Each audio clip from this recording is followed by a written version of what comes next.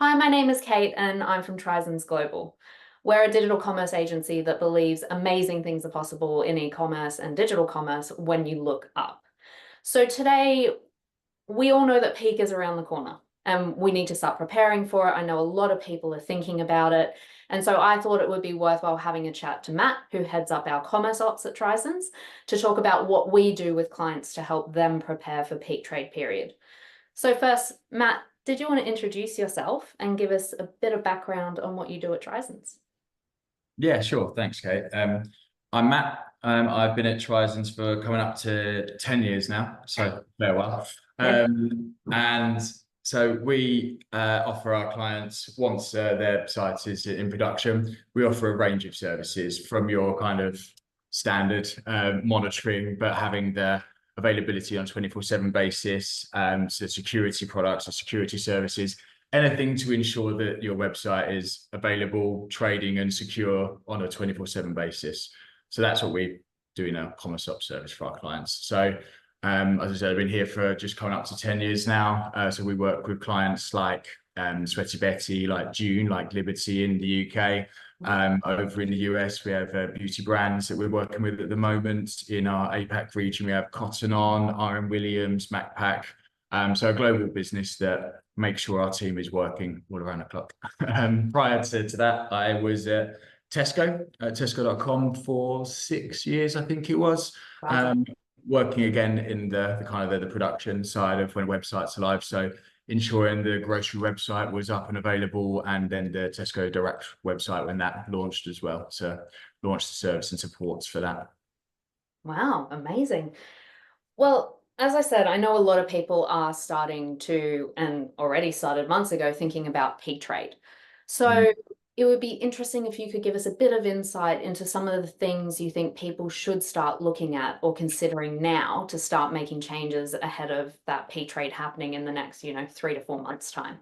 Yeah, absolutely. So we obviously talk to our clients about this frequently, certainly as it's coming into this time of year. And something that we're always saying to our clients is you can kind of put the things you need to think about into almost two buckets, maybe subsets of buckets as we go into it. I'm sure they're all clear. But the first thing to think about is kind of the business planning of it. So what is the promotional activity that you actually want to offer? What products do you want to go into it?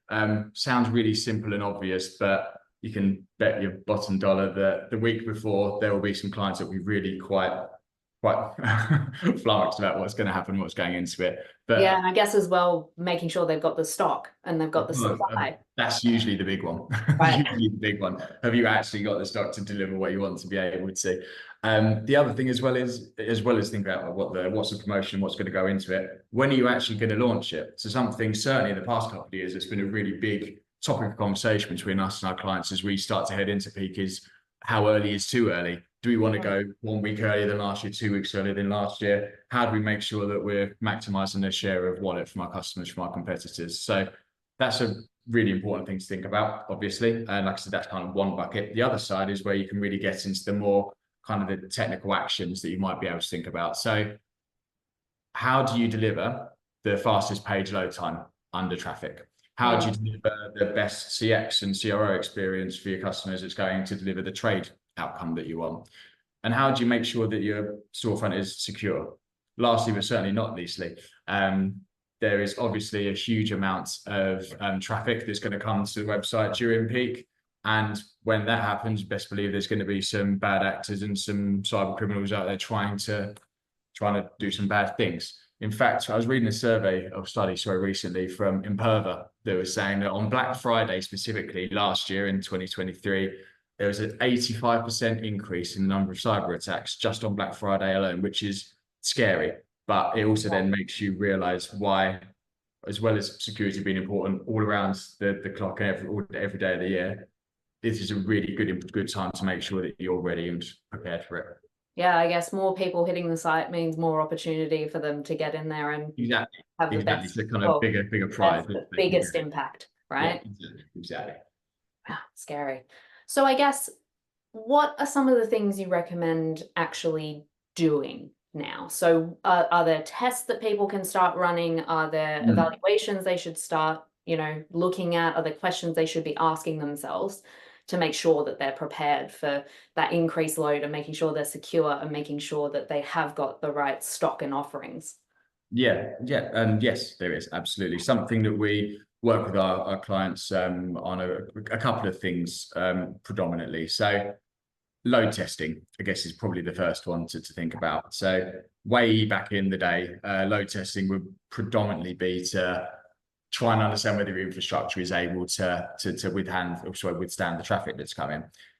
Most of the clients that we're working on these days are going to be on platforms and service platforms like Salesforce Commerce Cloud, or like SAP Commerce Cloud, or Adobe Commerce Cloud. So like, you're not really testing the infrastructure anymore. Whilst you are, but those platforms can handle such large volumes that that's not really the issue. We always recommend carry out load testing, and we do carry out lots of load tests for our clients to try to understand whether there's any code bottlenecks. Specifically, if there's been some big changes that have happened in the last year. So, for example, if you've got a new one-page checkout, or you've got some new search functionality or something along those lines, it's really important to understand whether under load of traffic, is the code going to be able to handle the load and be able to respond as it might do. So looking at things like, is there a bottleneck in the code specifically? Are the cache hit ratios set to the right level? Are the circuit breakers set to the right level? All things that you want to think about as you're going through that kind of delivery life cycle. But the load testing is really important to try to understand that. And again, like back in the day for load testing, the main focus would really be trying to hit the website or the storefront just with the number of customers and sessions that you think you're going to get. Whereas actually, we want to make sure that there's an accurate load profile. And by load profile, I mean, you want to make sure that the robotic journeys that you're throwing at the website and the robotic sessions you're hitting at the website, that's mimicking what actual customers are going to be doing. Because if you think about it, if you know during peak that you're going to have, making it up now, an extra 40% of search activity than you might normally do, you want to make sure that the activity that you're simulating is going to be doing the right thing, because we're looking for those code bottlenecks and we're looking for those circuit breakers. You want to make sure that that load profile is correct, right? Because otherwise it's no point in doing it. But that's why with the monitoring tool that we have for our clients, with our custom built monitoring tool, with all the data that we collect, we can actually look back at either the previous peak period or look back at a non-peak period to understand exactly what that load profile is. And then we can build that from there to make sure that the load test is as accurate as possible. So that's the first thing I think we can start to do. And that's what we're working with our clients now. I know of at least 3 that we already have booked in between now and the end of August. So busy times. For the other thing we also carry out for our clients, peak reviews. So if you think that load testing is the more kind of systematic way, or technical perhaps way, to understand how your platform can perform under the load, we carry out our manual peak reviews, where we're looking at the front end code, we're looking at the back end code to really try to understand some of those things that I was speaking about earlier. So are the circuit breakers set to the level they should be? Do we have some unhouse kept from JavaScript on the front end? Do we have an optimal cache hit ratio? Those types of things to really try to understand what we think we can do to try to improve the performance during peak. Now, this is an interesting one, I think, for peak reviews, because it's not as sexy, right, to do something, but we carry out these reviews for our clients, and we generally always find something that we can improve, and we see some really material benefits from it. We see double-digit improvements in page speed when we've carried out our peak reviews, and usually clients want to take the peak review before they carry out a load test, so then we can make sure that we've found the things we want to find to improve it, carry out the load test, see improvement. Some clients even want to do that on multiple occasions, but I'd recommend that those 2 things are really important as we come into peak. The final one, I think, is observability. So it's all very well doing all this planning, but when you actually get to peak, how do you know that you're performing as you want to? How do you know that you're in the moment? I mean, how do you know that in the moment your customers are getting that fast page speed? How do you know that your trade is where it needs to be, or your stock levels are where it needs to be? It's no use in these key trading periods where you have so much traffic and trade going through in a small period of time. It's no use having some observability that's going to give you that information a week later or a day later even. So that's why with our monitoring suite, with all of the data that we collect, we provide a couple of services to our clients to that end. So we can either give them visibility of the dashboards that we all have, so they can have the real-time visibility that they need and that we see. For some clients who maybe don't have the bandwidth or the desire to do that because they want us to do that for them, we carry out our enhanced monitoring during peak. So we will send out frequent updates every hour, every 2 hours, depending on the client and what they want. But that lets them know how many customers are on the site, how that compares to last year, how that's looking from a trade perspective, by specific order volumes, by specific payment methods, whether there's any incidents or any security incidents, and just letting customers know that firstly, we're here. Secondly, we've got all of this data and that we can understand how it's trading compared to last year and whether there's any issues, but hopefully giving them some confidence that we've got this covered, so you guys can relax if anyone. Yeah, and I guess if you're getting those hourly or 2-hourly updates and you're comparing it, say if you're running 15% off this year, you can look at how you're trading against last year and you can decide, well, look, we're not doing as well at this point as what we want to be or need to be. And so we bump it up to 20 in the next hour and see how that impacts trade. So you can make those changes as you go. Yeah, definitely. So it gives clients that data to let them make the business decisions that they want to make. Yeah, perfect. And then finally, you spoke a lot about security. So that 85% stat is absolutely terrifying, especially if you imagine that, you want your customers to be able to trust your site and know that it's safe and that nothing's going to happen to their data or, their address or all their details as they're sort of going through the process with you. And so what do you recommend? How do people better protect their site, and what steps should they take now to protect during peak? Because you want to make sure that that's all sorted, but also should you be communicating that with your customers as you make changes so they're confident forward? Yeah, it's I think similar to the previous one we just spoke about, Kate, for how do you make sure your traffic, your storefront is prepared for the traffic and performance. Similarly with security, you want to make sure that your storefront is secure 365 days a year. But logically, it obviously makes sense that there are going to be more bad actors or cyber criminals trying to do bad things when there are more people on the site, because that's just a bigger prize for them, as we said earlier. Gold mine. So as we come into peak, whilst we speak to our clients about it around the clock, every day of the year. Picking up the phone a couple times a day. Yeah, absolutely. While we are speaking to clients about it frequently, when it comes into peak, it's really important to make sure your storefront's secure. So what do we do to, I guess, enable that for our clients? So similarly to like before when I was speaking about, we carry out peak reviews, we carry out load testing.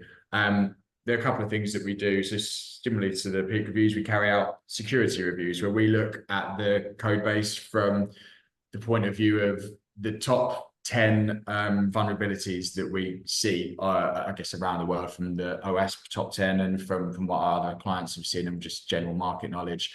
The storefront, for example, vulnerable to a match cart attack or a man-in-the-middle attack or a credential stuffing attack. And so we go through those kind of lists of the most common attack vectors to then try and figure out, is it vulnerable? And if it is, then what would we recommend for it? So for example, again, if it was a match cart, we would say, you need to have a CSP. We can see it's vulnerable, so you need to put the CSP on. If it's vulnerable to a man-in-the-middle. So sorry, CSP? CSP, content security policy. Okay. So best way to think about a CSP, it's the only way that you can be sure that data from your storefront is being shared with the third parties that you want it to. So if you think about when a customer's on the checkout page and they've put in their name, I put in Matthew Briggs and my card number and my address. When I click checkout, that data will be sent to Adyen.com or Stripe or whatever the CSP is. The CSP makes sure that that data is only being shared with those third parties. If a bad actor were to somehow, almost it doesn't, you always don't want to think about it, right? But if a bad actor were to somehow it'll inject some code into the front end of the checkout, and that data, rather than being sent to Adyen or Stripe or whatever, will be sent to hacker.com, imaginative, right? Yeah. Then it will be blocked, and it wouldn't just be blocked.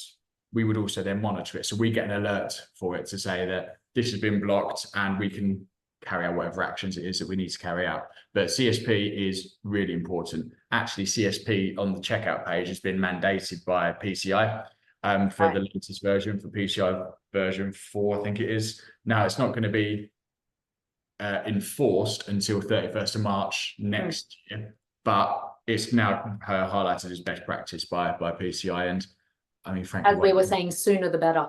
Yeah, I mean, yeah, like why would you not want to protect it? I think it's probably that's what we always ask our clients. Why would you not want to protect your website in that way? So that's the CSP. Yeah, sorry. Segue.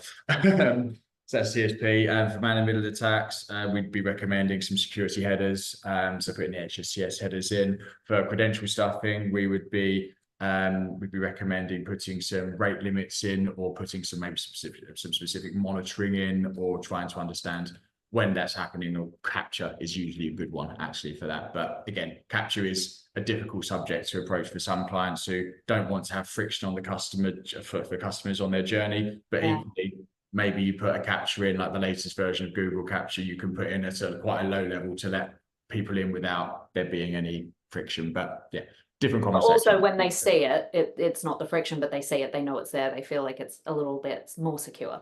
Yeah, absolutely. Like I said about the latest version of the Google Capture, actually customers don't need to put anything in. It's something that just happens in the background, and you can change a threshold that you want it to be at. So it's really not as friction based as it certainly used to be. But yeah, there's always a little bit of hesitation whenever we start talking about capture. Yeah. So the other thing, as well as those security reviews and what comes out of it, we offer pen tests to our clients through our Crest accredited partner. So similar, the below test is the more systematic way of identifying whether there's any issues with the storefront. Pen tests are the same.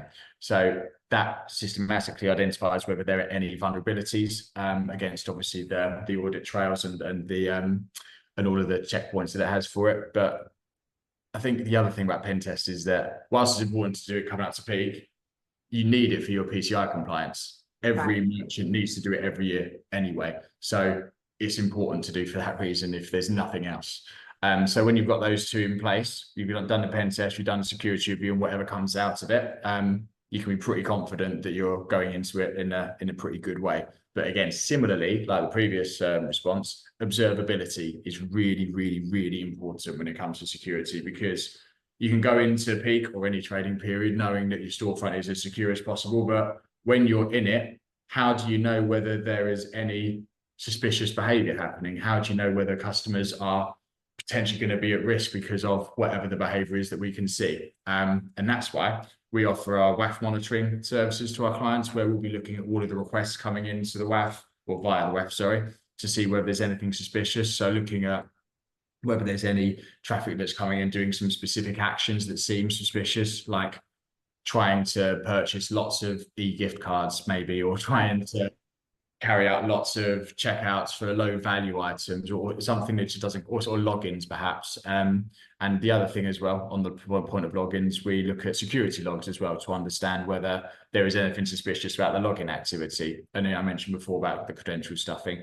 This is something that is really important to try to understand whether customers are trying to have their account broken into, because obviously, as you spoke about before, for cyber criminals during peak, they're going to be carrying out more activity, trying to do bad things. They're going to be trying to get into the customers' accounts as well. And most clients now will have some kind of loyalty scheme or some saved cards, perhaps, that can be in people's accounts. It's really important to protect not just your storefront, but the client's accounts as well, the customers' accounts, sorry, as well. So yeah, a fair few things I think that we can do. Yeah, makes sense. I mean, thank you so much, Matt. That was a lot of food for thought and a lot of information. Yeah, but I think, look, it's good to think about these things early, right? As we were saying all throughout. Yeah. Prepared. And now is the best time, right? Earlier is better. The earliest you can do it, the best. But it's something that you should definitely start thinking about. And, you know, some of those bigger changes that you might want to do, or some of those tests you were talking about, I think it's key you start to action some of those so you've got time to fix them.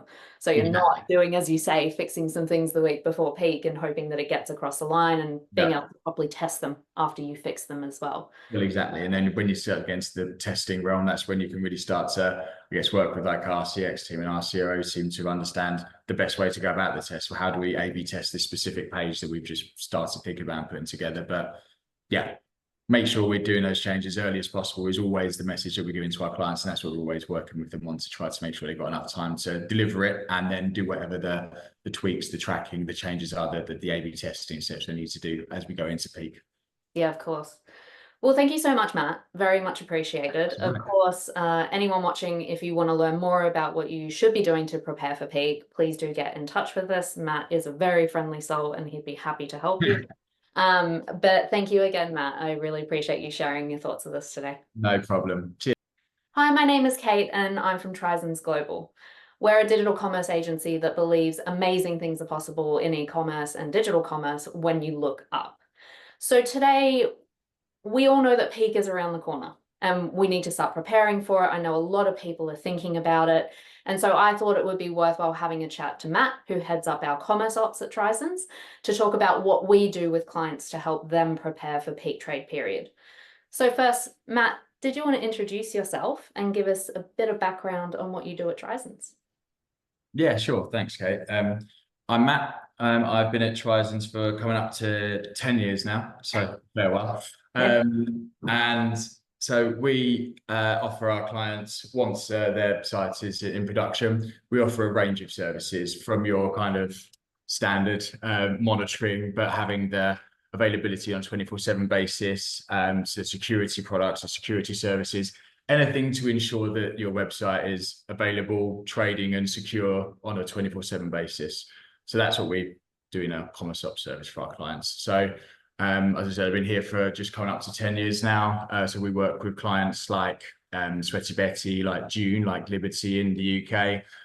Over in the US, we have beauty brands that we're working with at the moment. In our APAC region, we have Cotton On, Iron Williams, MacPac.